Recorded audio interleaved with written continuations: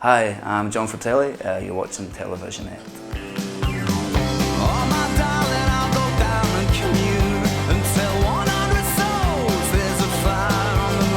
We noticed when we got back to play together again that when we played shows, most of the songs we were playing were from the first record, and not as many from the second record. And that told us that we needed to make a record that we could play everything live for the next sort of 10 years. And really we just also made a record that we liked, and that we were just having some fun, really. And if other people like it after that, then that's just a bonus. You know? We hope people like it. We need them to buy it.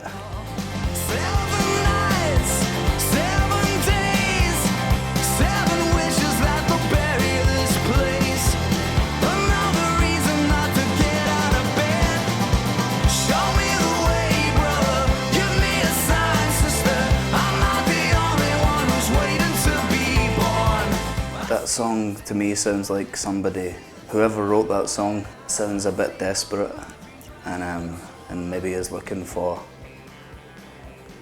yeah, like you said, a bit of hope. That's about as deep as we get. We don't get much deeper than that. Yeah, it was slightly desperate, but hopefully with a little bit of redemption at the end somewhere. There has to be redemption, or else it's just, well, depressing, you know. This video, it really just doesn't feel like it's connected to us in any way. It's just somebody's interpretation of that song. I think the original clown idea came from me. I've forgotten now why. To be honest, I've seen it once, and I don't know, I don't watch videos very often.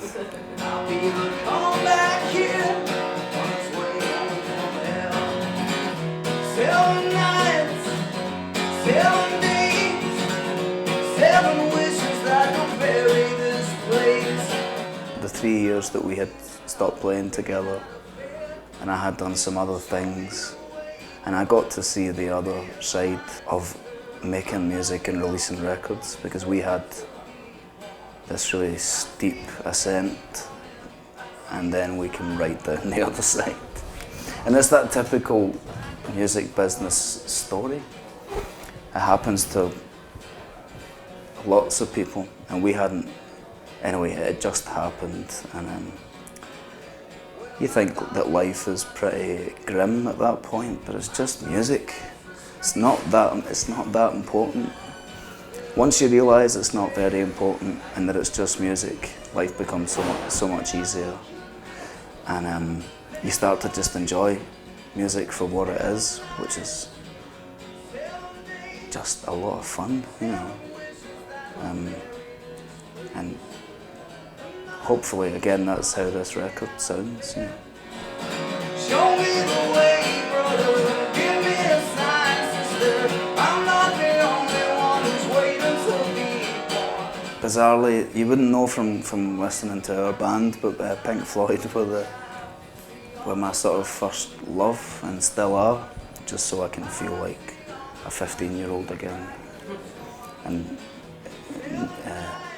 super excited about life and music at that age, you know. I like to be reminded that I felt like that, you know. But mine are all the obvious people. I have the most obvious record collection. It's full of men who are mostly in their 70s now.